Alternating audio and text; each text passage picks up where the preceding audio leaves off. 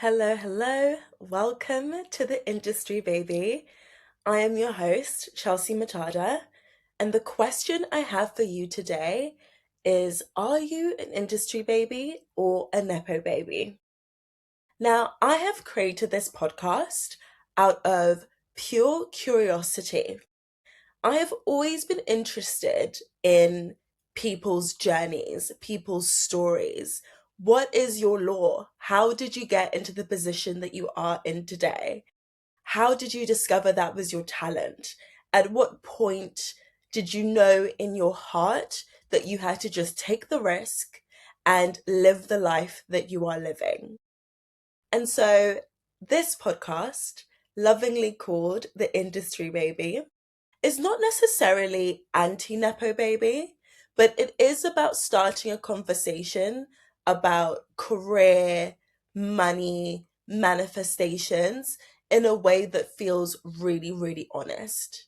Nepotism, I don't think, is necessarily a bad thing, and maybe we can do an episode on that later. But I do think it's important for people to be really realistic about what it takes to create your dream life in 2026.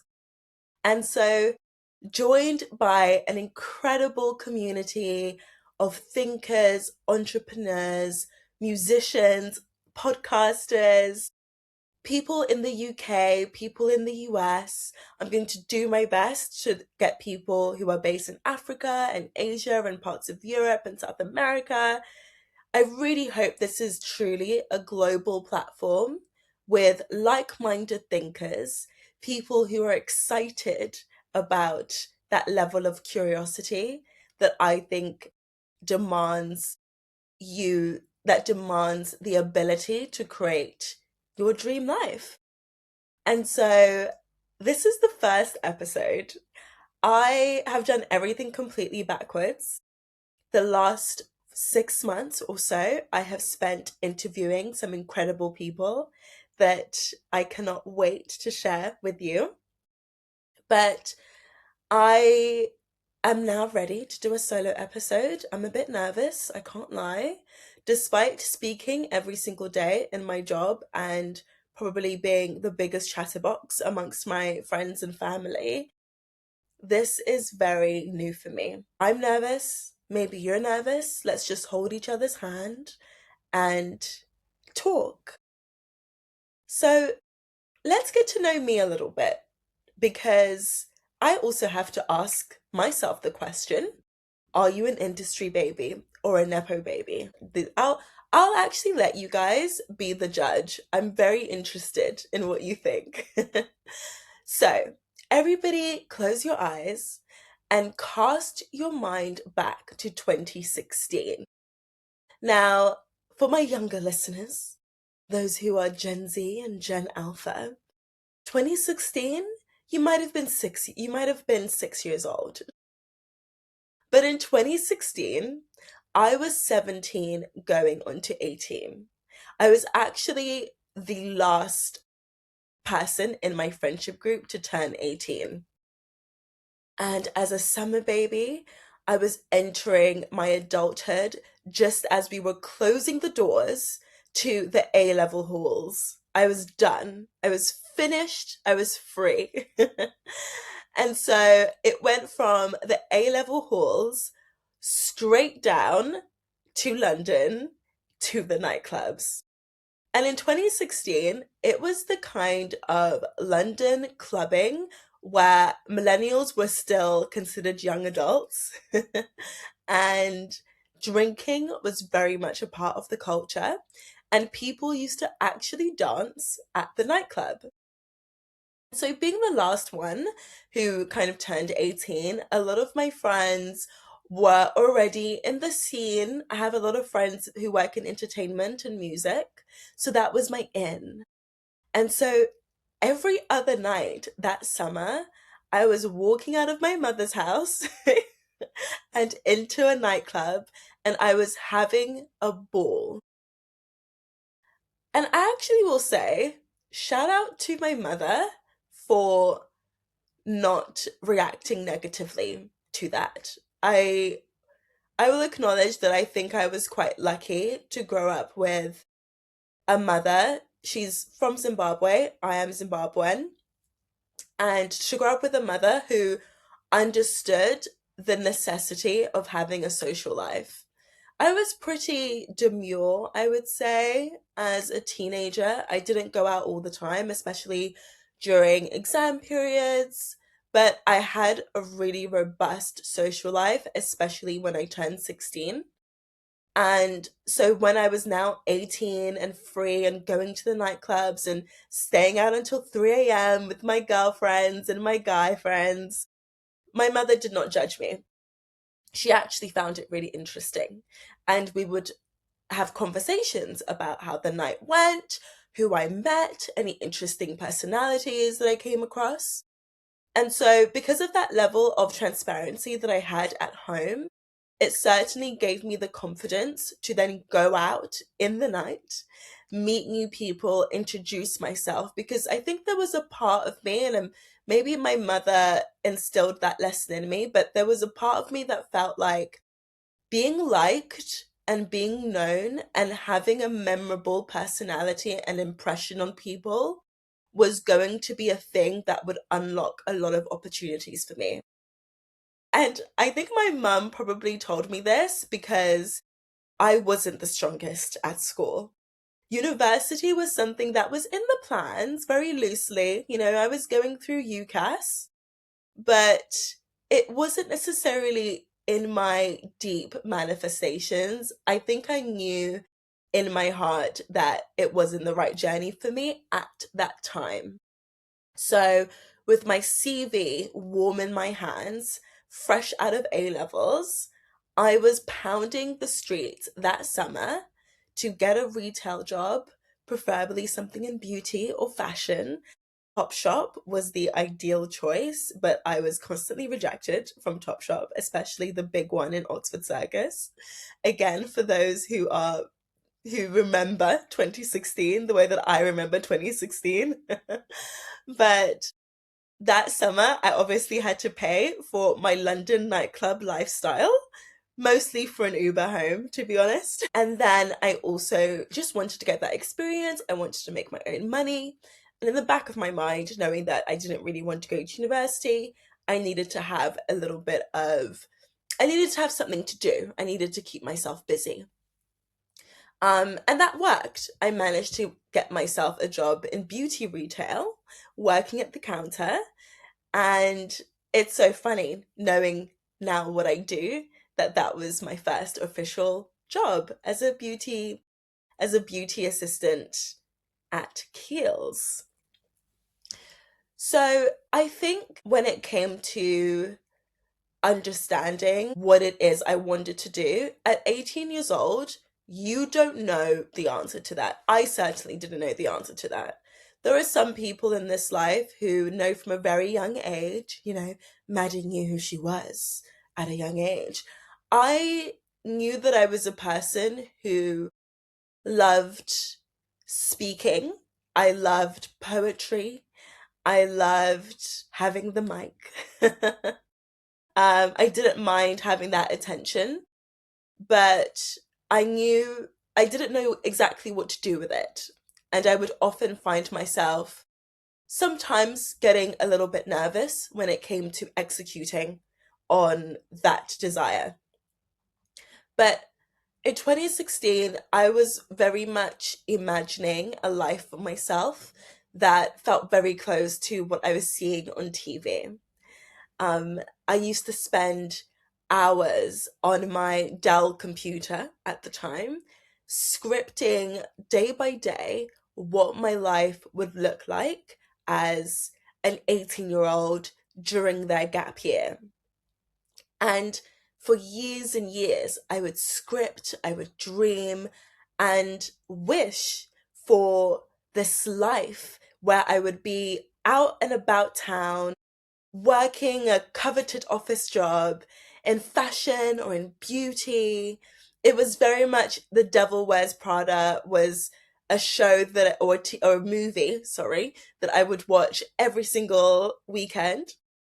And I wanted to have, my very own very gay father to unlock the doors of the fashion wardrobe and have me waltzing out in House of Derion jeans and Paul's in a Paul's boutique bag.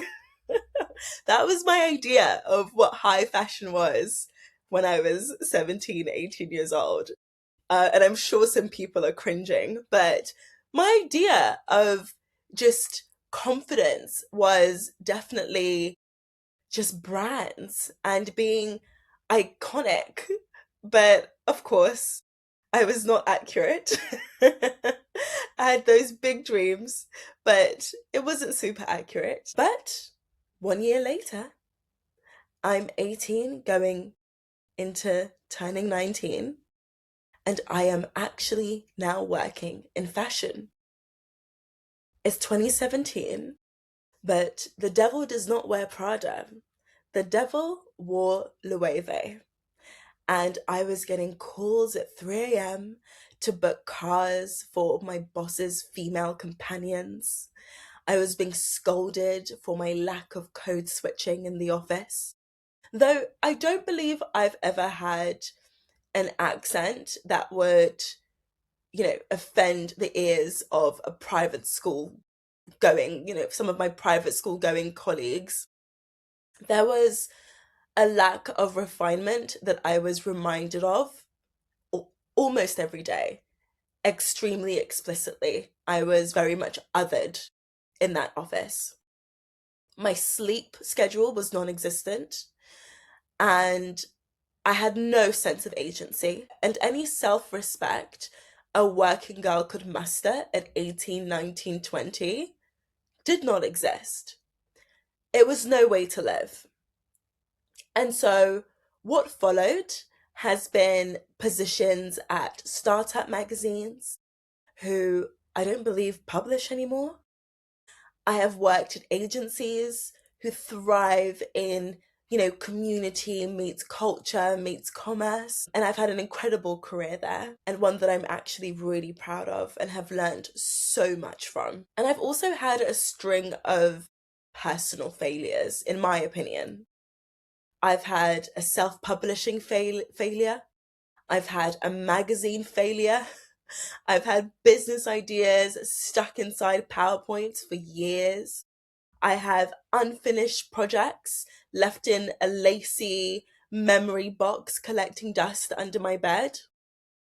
In 10 years of working, my salary has tripled, but my creativity and my confidence has dwindled.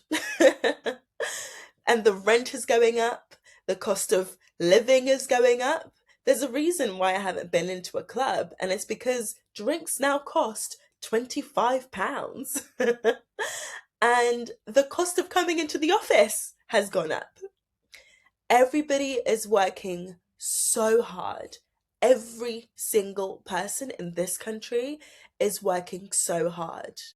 But are we living the lives that we truly want for ourselves? I think it's really hard. I think it's really hard when everybody's lives and milestones become a notification on your phone, and reminders that any normal girl can go from being a nobody to a somebody for the cost of being a meme and a soundbite. Every day that goes by in the industry becomes a test of focus, self concept, survival, and just basic security. So now, having have spent my late teens and most of my 20s devoted to shaking trees, pounding the pavement, figuring out where the next opportunity is, and doing my best to climb as high as I possibly can in the work that I am in. Now that I'm entering my late 20s this year, I have been completely flooded by emotions around self reflection and asking myself, what do you want? What is this all for? What is your why? What is your why? I mean, I don't think the what is what matters. I don't think the what is what matters because the what can change, and I think it's good for the what to change. But what is the why that is keeping you going, that is keeping you inspired every single day? I used to think that it was about a career ladder climb. I've been so gung ho about climbing. Did I say that properly? I've been so gung ho about my career ladder climb all my life. As in, I will look at my manager and say, "You have about 30 minutes." I feel like I need to insert the soundbite here for those who are not aware. But I am very much that type of employee. I have a plan for myself, and so we need to we need to get it going. And I will work and push as hard as I can to also ensure that my employers feel confident in my ability to take on the responsibilities that inevitably come with a career climb.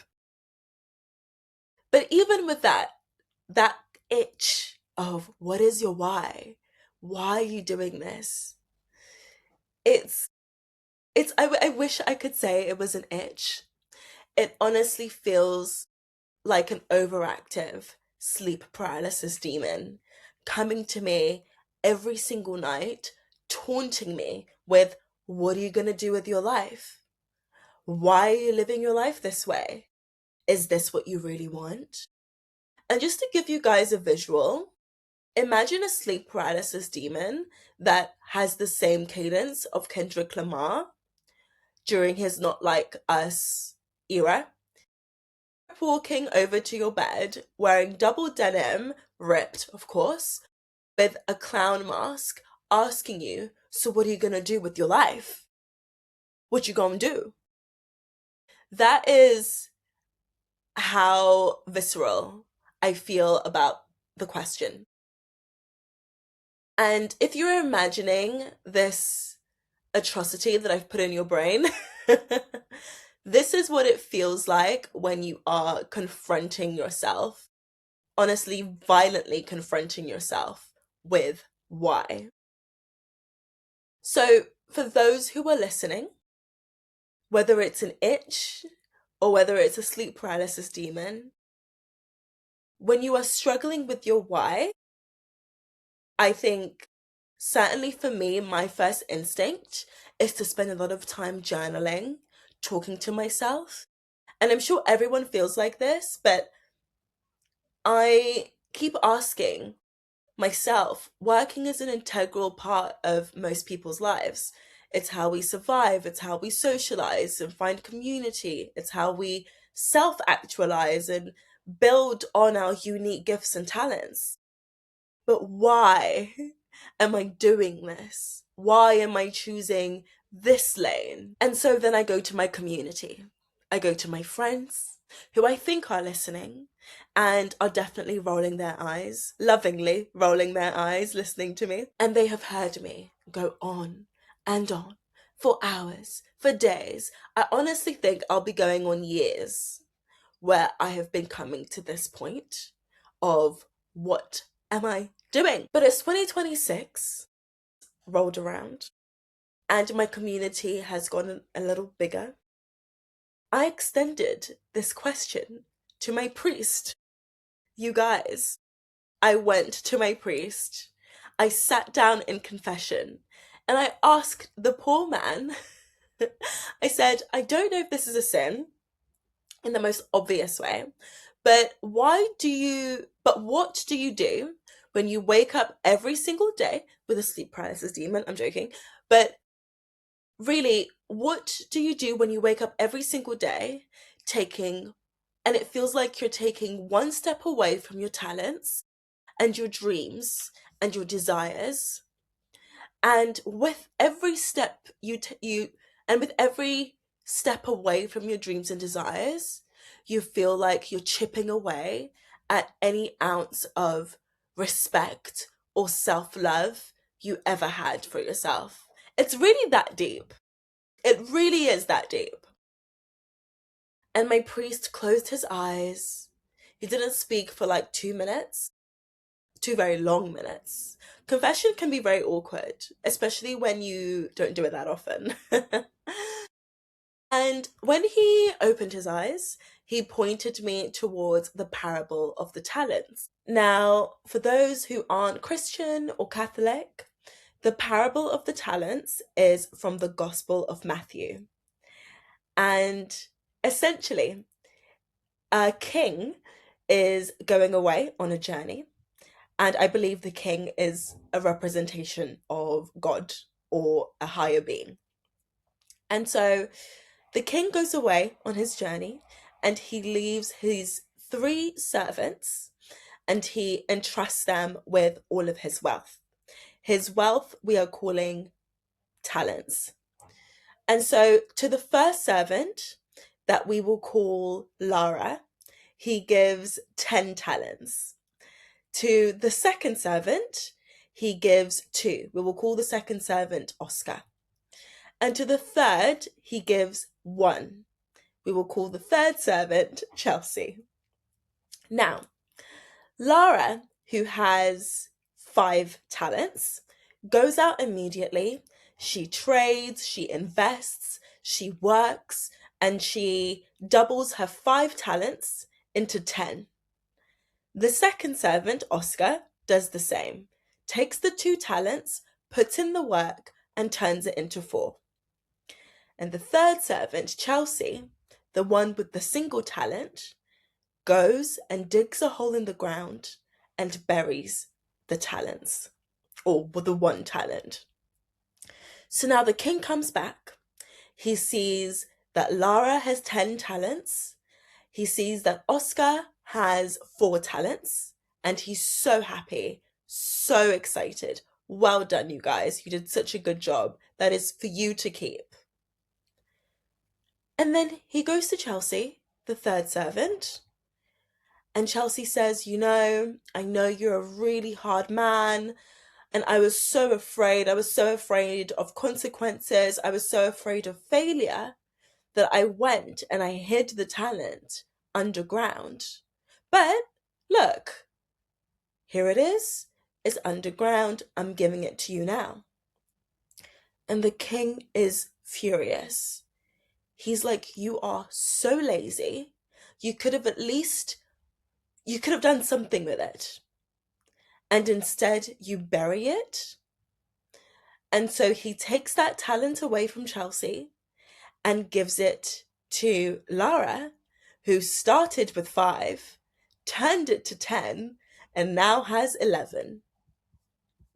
So now, sitting in that confession and listening to that parable, I feel like I have been very much putting talents away, burying them, because of that fear of failure, because of that fear of judgment. Not really because of laziness, but out of pure fear, because I've been afraid, like the third servant. And so here we are with the industry baby, where we are going to be speaking to people who maybe they have buried their talents in the past out of fear, out of feelings of judgment. But certainly, whether they're at the beginning of their journey, whether they are in the messy middle, or at the peak of their journey, we are speaking to them and wanting to understand how they've taken their career, their life, from surviving to thriving. With this channel, I really, really want people to start from a place of honesty. So once again, when we speak about, are you the industry baby or are you a Nepo baby? Did you begin with 5 talents? Did you begin with 2 talents? What advantages or disadvantages have you had in your career? What have you had to overcome? What have you had to learn about yourself?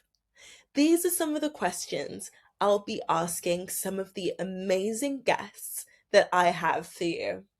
From entrepreneurs to business leaders to artists and musicians and political and cultural commentators, I really would love for this to be a platform where people feel like they're learning something, that they're coming away inspired. And so every week, it will either be a solo episode or I'll be joined by one of our incredible guests that we have in the lineup. And in the show notes, you can find our email if you have a problem, a question, something that you would like a response to. Send it over. I will definitely make sure I get an answer for you. But for all the listeners who are still here listening, I want to thank you so much for your time. But please make sure that you subscribe, comment your thoughts, like and share on whatever platform you are using to listen to this podcast. And I also want to thank all the incredible guests who believed in this idea with just my little pitch in an email, who decided to be a part of this incredible and exciting platform. I am Chelsea Mtada, and this is the Industry Baby. Thank you so much for listening. Goodbye.